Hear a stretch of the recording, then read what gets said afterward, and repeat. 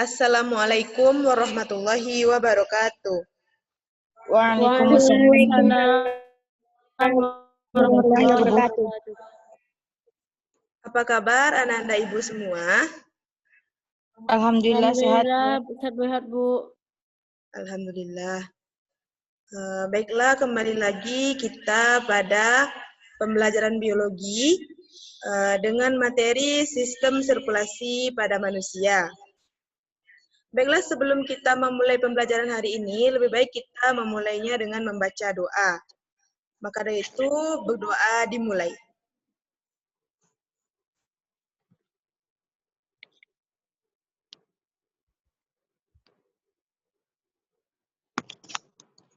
Berdoa selesai.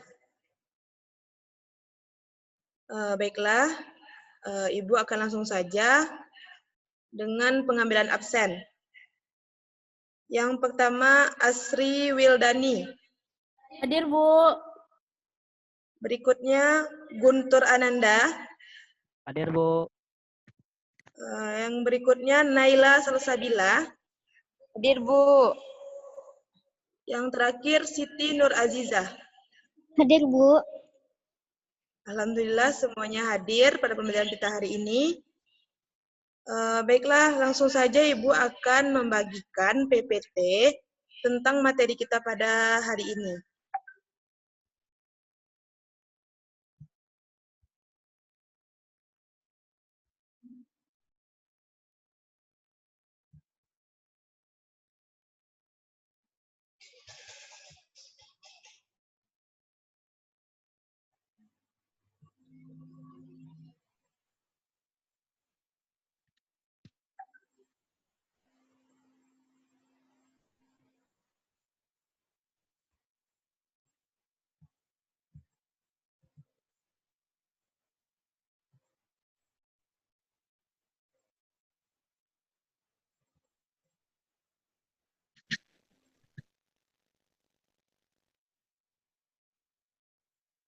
Apakah PPT yang Ibu tunjukkan sudah terlihat? Sudah Bu. Sudah Bu. Baiklah, hari ini sesuai dengan yang Ibu sampaikan tadi, kita akan belajar tentang sistem sirkulasi pada manusia. Baiklah, pertama itu pengertian. Pengertian dari sistem sirkulasi, sebagaimana yang kita tahu, sistem sirkulasi adalah sistem transportasi yang berfungsi untuk mengangkut berbagai zat dalam tubuh. Sistem sirkulasi ini pun dibagi menjadi dua. Yang pertama itu sistem peredaran darah dan yang kedua sistem limfa. Berikutnya Ibu akan menjelaskan sistem peredaran darah. Sistem peredaran darah adalah sistem transportasi yang melibatkan tiga komponen, yaitu darah sebagai medium transportasi, jantung sebagai pemompa, dan pembuluh darah sebagai saluran. Sistem peredaran darah pada manusia bersifat tertutup dan ganda. Tertutup artinya darah dialirkan melalui suatu pembuluh, dan ganda artinya melewati jantung sebanyak 2 kali. Berikutnya, lalu apa sih darah itu? Jadi apakah anak Ibu tahu apakah darah itu? Seperti yang sudah Ibu buat pada PPT ini ada gambar darah, gambar keping darah. Juga ada penjelasannya, darah merupakan jaringan ikat berupa cairan yang tersusun atas plasma darah, sel-sel darah, dan keping darah. Lalu apa fungsi darah tersebut? Ada banyak sekali fungsi darah yang kita ketahui. Di sini Ibu menjabarkannya dengan beberapa poin. Ada mengangkut oksigen dari paru-paru ke seluruh tubuh, ada mengangkut sari-sari makanan, mengangkut sisa-sisa metabolisme, mengedarkan hormon untuk kinerja tubuh, mengatur pH dan suhu tubuh, melawan penyakit karena mampu menghasilkan antibodi. Lalu apa saja yang menyusun jaringan darah tersebut? Darah disusun oleh plasma darah dan sel-sel darah. Kadar plasma dalam darah adalah 55%, dan sisanya diisi oleh sel-sel darah.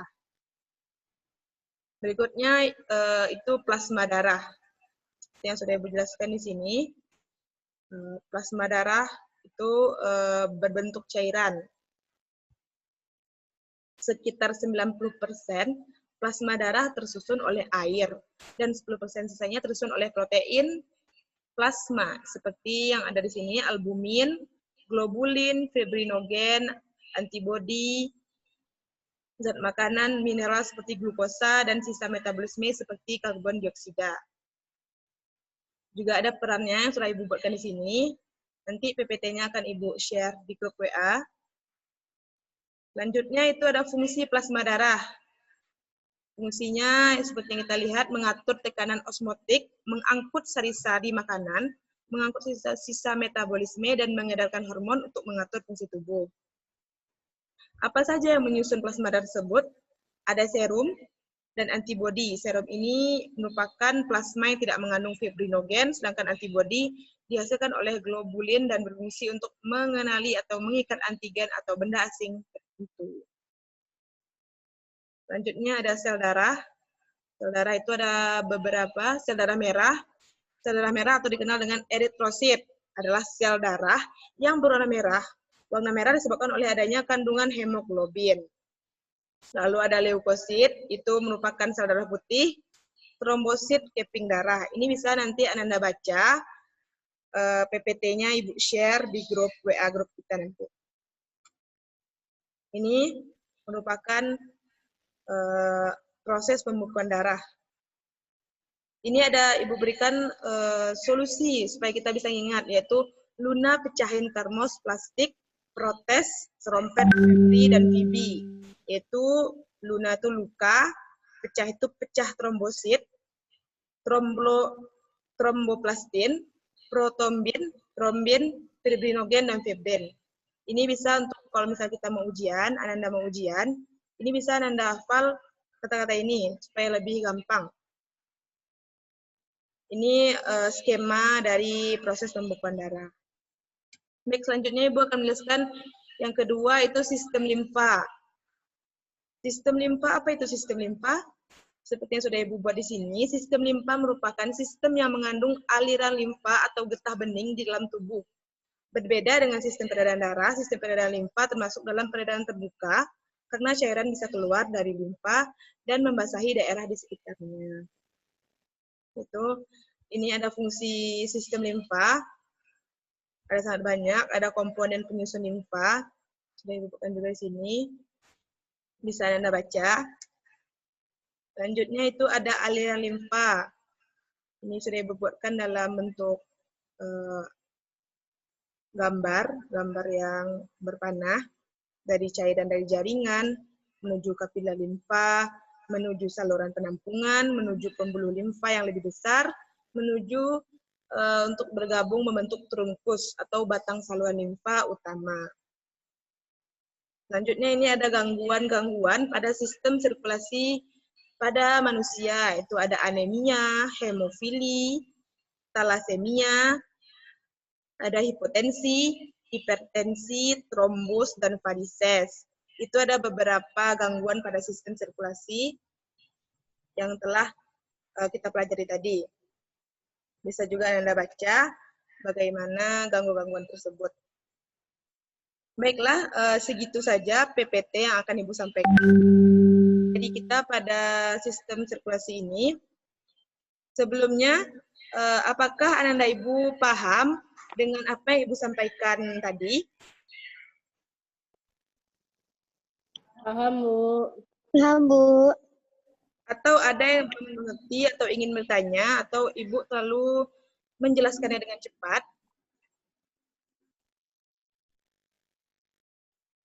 Halo Ananda Ibu.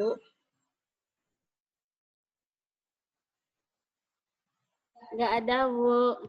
Paham, Bu. Alhamdulillah. Sepertinya semuanya sudah mengerti. Kalau memang semuanya sudah mengerti, Ibu akan memberikan tugas.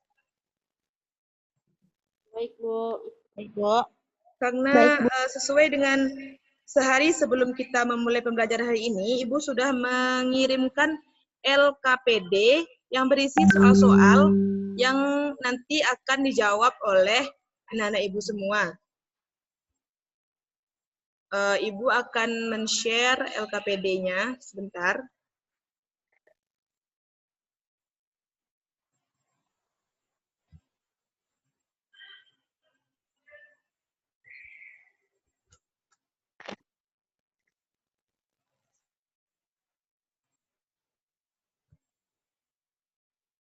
Sebentar ya, Anak Ibu. Karena ini laptop Ibu agak bermasalah. Ya, Bu.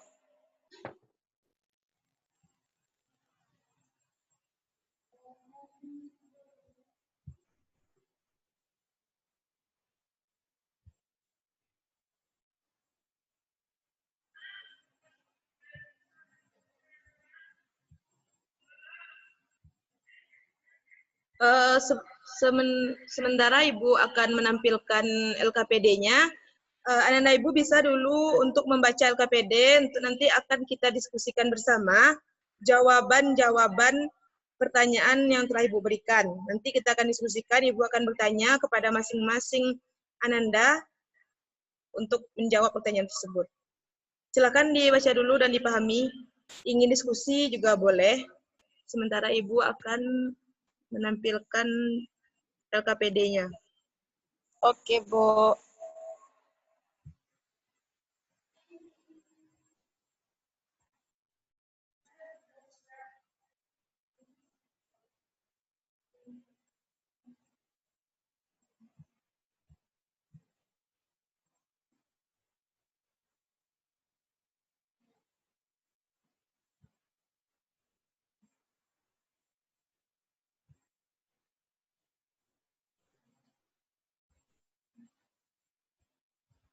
Nah, baiklah, ini LKPD-nya. Apakah sudah terlihat oleh anak-anak Ibu? Sudah, Bu.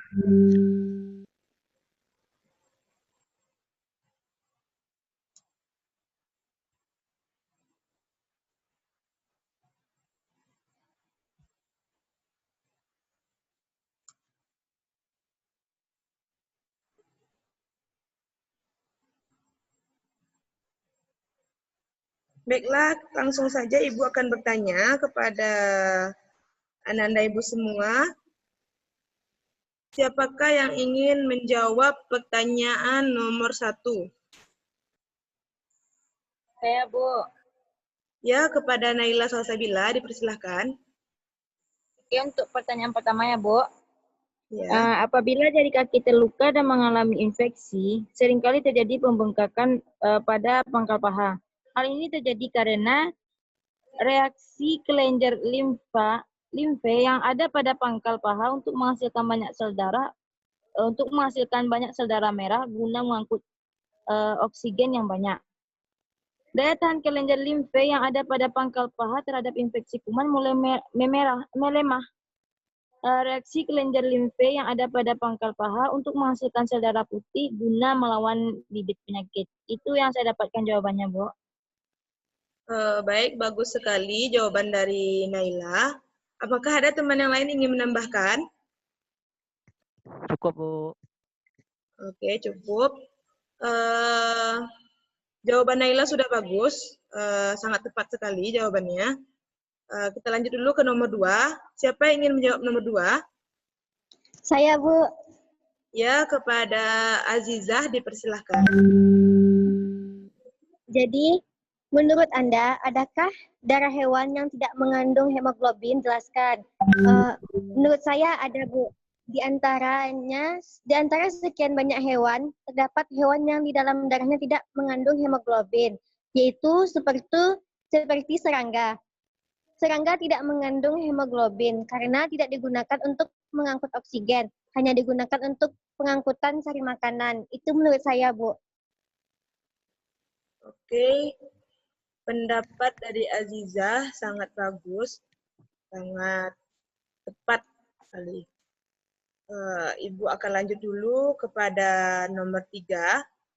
Sebelum Ibu akan menjelaskannya nanti. Siapa yang bisa menjawab pertanyaan nomor 3? Saya, Bu. Ya, silakan Guntur.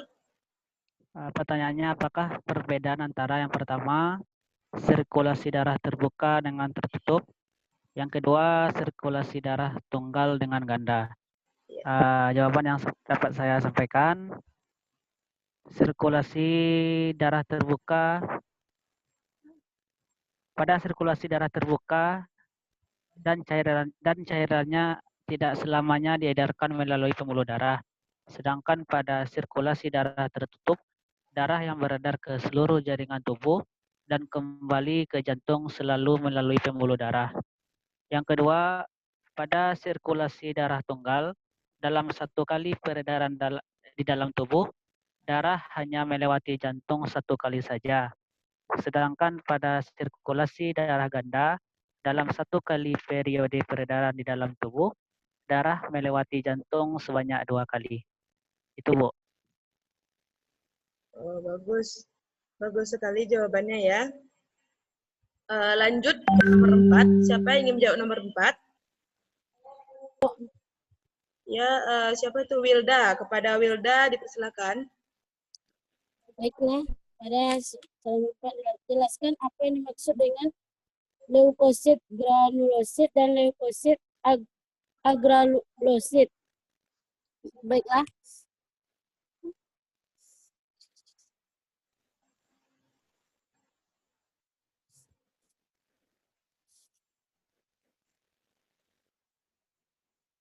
Ya, Wilda. Pak. Pada sirkulasi darah terbuka, pada leukosit darah terbuka, Kepada Wilda, kita sekarang bahas nomor 4. Ibu sekarang sudah lanjut nomor 4. Nomor 3 tadi sudah jawab oleh Guntur. Wilda ingin menambahkan jawaban nomor 3 atau menjawab nomor 4?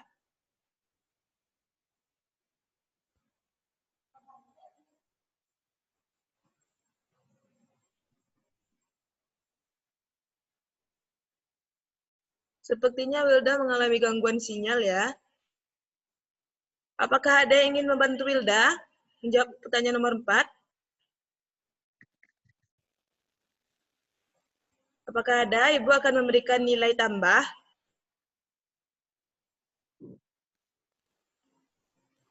Boleh dibantu, Bu. Ya, Bu, saya silakan. dapat jawabannya, Bu. Bagaimana Wilda ingin tetap menjawab? Silakan Wilda. Baiklah, Bu. Pada leukosit granulosit adalah leukosit yang memiliki granula di bagian plasmanya. Contohnya neutrofil, eosinofil, dan basofil. Yang kedua, leukosit agranulosit adalah leukosit yang tidak memiliki granula di bagian plasmanya. Contohnya monosit, limfosit B, dan limfosit T. Baiklah. Bagus juga jawaban Wilda. Meski masih tersendat-sendat ya. Wilda besok pembacaannya lebih jelas lagi untuk kedepannya. Tapi jawabannya sudah bagus. Baiklah, sepertinya anak-anak ibu sudah bisa menjawab pertanyaan pada LKPD yang telah ibu berikan. Apakah masih ada yang diragukan atau ingin menambahkan materi pada pertemuan kita kali ini? Alhamdulillah, insya Allah paham, Bu. Alhamdulillah. Alhamdulillah semuanya sudah paham. Baiklah, Ibu akan memberikan kesimpulan untuk pembelajaran kita pada kali ini.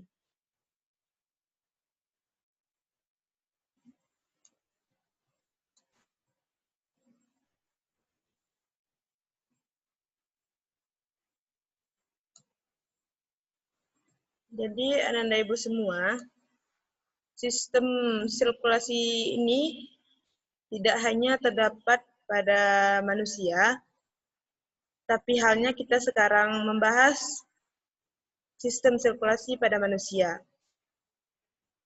Sistem peredaran darah ini juga merupakan sistem organ yang berfungsi untuk memindahkan zat dari sel ke sel yang lainnya. Sistem ini juga menolong stabilisasi suhu dan pH tubuh atau bagian dari homeostasis. Juga ada tiga jenis sistem peredaran darah, yang itu ada tanpa sistem peredaran darah, ada sistem peredaran darah terbuka, dan ada sistem peredaran darah tertutup. itu nanti bisa Ananda semua mencari ilmunya lebih banyak, referensi-referensi dari buku-buku atau dari jurnal-jurnal yang ada di Google. Google itu sangat bermanfaat, bisa Ananda manfaatkan itu semua. Jadi kita tidak hanya mengambil pembelajaran dari pembelajaran kita saat ini saja, tapi bisa juga dari pembelajaran sendiri di rumah. Apalagi saat pandemi sekarang, corona ada di mana-mana, kita tetap harus menjaga. Baiklah, Ibu akan memberikan tugas untuk minggu depan, yaitu meresum pertemuan kita pada hari ini, yang apa Ibu sampaikan di PPT tadi dan diskusi kita tadi. Silakan Anda semua resum, dan resumnya ditulis tangan pada buku pelatihan, difoto, dimasukkan ke dalam Word, lalu dikirim ke WA grup kita. Yang nanti itu akan menjadi nilai latihan Ananda untuk hari ini. Tidak hanya resume yang Ibu berikan PPT tadi, juga tambah dengan referensi-referensi lainnya agar lebih kompleks. Gitu. Ada paham Ananda? Paham, Bu. Alhamdulillah paham. Sekali lagi Bu bertanya, untuk mengakhiri pembelajaran hari ini, apakah ada yang belum paham atau ada yang ingin ditanyakan sebelum kita mengakhiri pembelajaran pada hari ini? Tidak, Bu. Allah paham, Bu. Alhamdulillah paham, Alhamdulillah Bu. paham. Berarti nanti untuk mengerjakan tugasnya tidak ada kendala ya? Insya Allah, Bu. Insyaallah. Alhamdulillahirrahmanirrahim. Baiklah, sebelum Ibu menutup pembelajaran hari ini, Ibu hanya akan mengatakan, jagalah kesehatan, jaga iman, jaga hati, jangan sampai hatinya rusak. Jaga sholatnya, dan tetap di rumah. Jika kemana-mana, tetap gunakan protokol kesehatan yang baik dan benar. Semoga kita semua selalu sehat dan dipertemukan kembali pada pertemuan di sekolah, sehingga kita semua bisa berkumpul lagi. Ibu akhiri saja. Wabillahi taufiq wal hidayah. Wassalamualaikum warahmatullahi wabarakatuh. Waalaikumsalam warahmatullahi wabarakatuh. Waalaikumsalam warahmatullahi wabarakatuh.